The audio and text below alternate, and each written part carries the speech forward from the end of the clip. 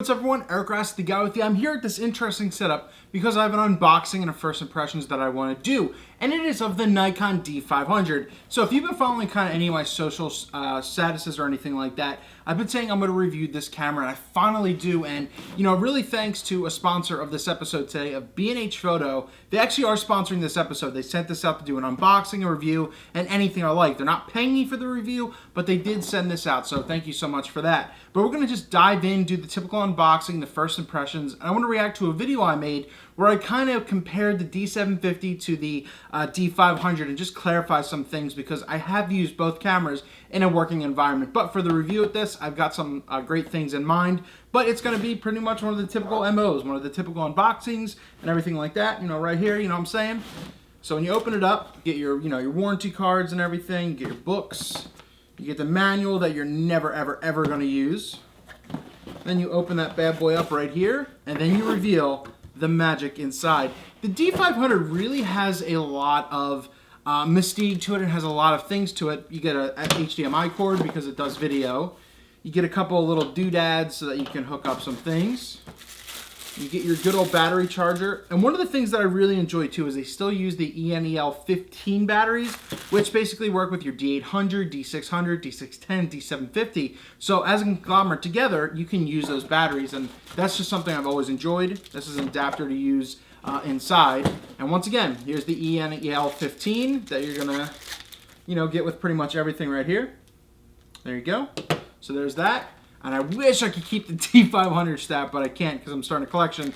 But you get a D500 strap that I only really use to collect, not to use. But then you get the big boy right here in the package. You get the D500. And the cool thing about this is that even though it is a crop body, which some people might poo-poo and they might not like, is that it doesn't feel like a crop body. It doesn't feel cheap because it's not. Mind you, this is $2,000, but this has a significant use in the world for what it is because of what it is. And I equate this to kind of a mix between the D810 and the D750. It's very ergonomic. Like, you have the Dom Bauer grip right here that you can use.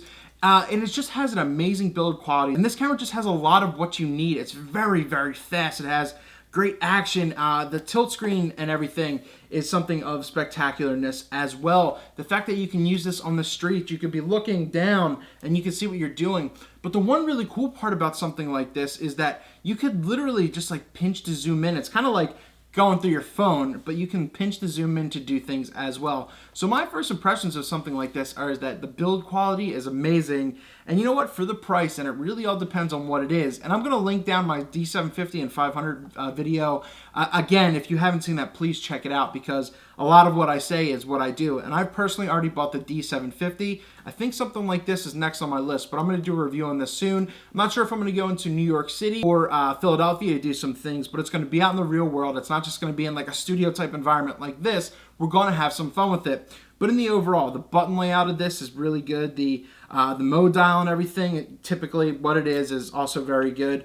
It just seems like everything works. And the other cool part, besides this being a very fast camera, is obviously it being 4K. And there's another thing I want to talk about too, but it does have 4K. The crop ability is like 2 times now, so it's still pretty insane for what it is. But we'll test it out once I do the review. And then they have what they advertise right here, which is SnapBridge, which is something you can connect directly to your phone. And that way you can transfer photos directly to and from, and you can post them right to Instagram or your social media or whatever you want to or whatever you want to use. So with this camera, you get a lot. Once again, it is $2,000. So if you want to learn about more information and everything compared to just the first impressions of what I'm talking about here, check the link down in the description below to the B&H site where you're going to check this out. And you're just going to see that there is a lot to this. And once again, this is one of the ones that has the XQD cards, which is a much, much larger, and I'll cover that in a review shot, and then an SD card. So a lot of the stuff I'm going to do is just on SD because I'm not invested in the XQD option. But this is essentially the unboxing. I mean, it's your typical standard typicalness. Just the first impressions aside, this camera it has a lot to it. The shutter is good. There's not a lot of raw buffer and everything in that, but once again, I'll save that for the review. The other interesting part as well, which I did kind of forget, is that back here, Usually all crop sensors have, most cameras have it squared off, but this is one of the professional circular eyepieces, and you get a lot of coverage within that. So I think that's another cool thing as well. The D750 was one of the first to have a tilt screen like this. D500 improved upon it, and I really do enjoy it.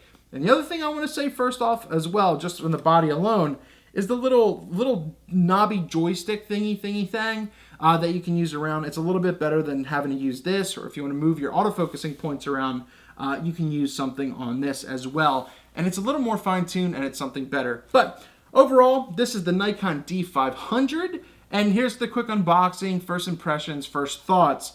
And once again, in the next week or so, I'm going to have a full-out review, and that's about it. Once again, thanks to B&H for sending this out and helping out, because I've been really wanting to do this for you guys and girls out there. I get a lot of questions about this and the D750. I just wanted to be able to review this, and now we finally did. Now we finally can. So check out the future review. Of course, if you're following me anywhere, Facebook, Twitter, or anything, links are down in the description below. Let's keep this going. Let's have some fun. This is the Nikon D500.